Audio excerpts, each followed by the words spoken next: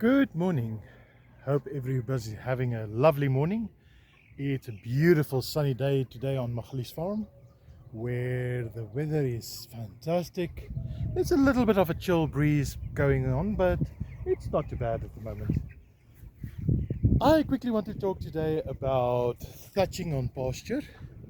Now, as you can see, our pasture is at the moment fairly natural pasture in the sense that maybe 10-20 years ago this used to be a agricultural field where they did corn and um, vegetables and stuff like that, so it is fairly level considering the area where we are, which is nice. But over the last 10 years it's been gradually left alone and it's developed into um, a nice mixed pasture of veld grasses, as well as one or two grasses that aren't necessarily considered pasture grasses, but they do tend to invade pasture very often, especially quack, the Synoden species, and even something like kikuyu, which is quite a invasive, aggressive species, especially where there's a lot of water.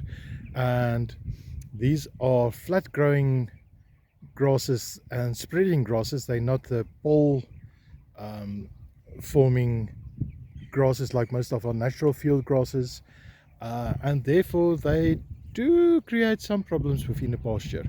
Now this area over here is mostly Synoden, quack, mostly quack. However, there is a lot of variation in between, and that's where the chickens come in as well. Now this pasture is obviously been cut. Our neighbor brought in a slasher and slashed this down from about hip height down to what it is now, and that is just because it was old felt that hasn't been grazed for a very long time, and therefore it becomes very almost woody, very hard and dry, and nutritional value not as high, especially for chickens, and animals don't like to really eat that hard straw-like texture of the very tall, overly mature grasses. Now the problem with putting a slasher through here is it leaves behind patches like this where it's basically the cut grass being trampled flat by a tractor wheel or something, and then it just lays on the surface of the soil, and that attributes to what is called thatch.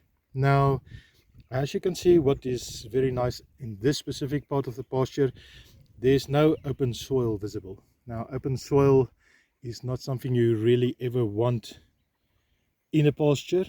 That creates a lot of problems where weeds can get hold and all the rest. So you lose a lot of moisture through bare soil, so you want to avoid that. So yeah, getting back to it, so the old woody cellulose kind of grass stalks are flat on the ground and they do take a very long time to decompose. So what happens is you get this layer on top of the soil that is almost sometimes impenetrable by water, and that also creates a problem.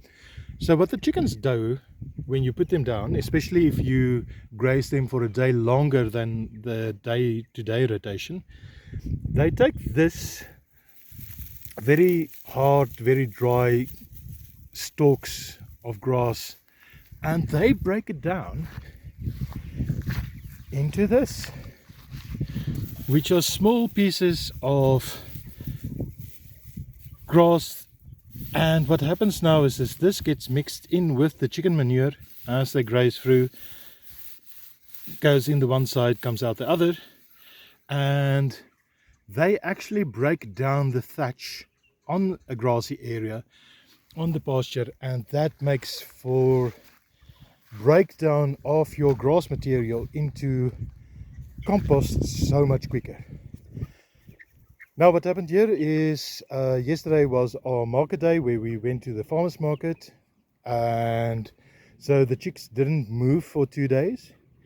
So you can see the difference of impact from there to here where they were only 1 day. So here they stood for 2 days.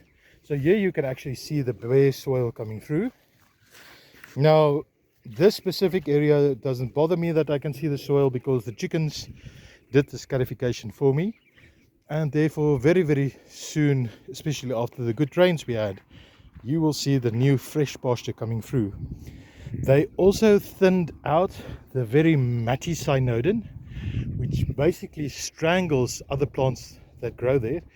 They thinned that out completely, and they made sure that that thick carpet of grass has now been removed off this part of the pasture, and therefore this specific area here will be able to sprout a whole variety of new grass seeds, and especially like where we want to improve the pasture, I can now come and I can put some variation of seeds down. We're looking like an old pot mixture, which is a mixture of 4 or 5 indigenous pasture grasses. The pasture grasses in the area, the wind will blow the seed in here, it will get caught into the soil and the patches of grass that's still here, and it will sprout. Even a few weeds will be there. Kakibos is always a big problem, that will be here. A few other things will also be here. Monty, leave, drop. Monty, drop the discount. Monty, Monty, come here. Monty. Let me just quickly go and grab that guardian dog, and we'll be back.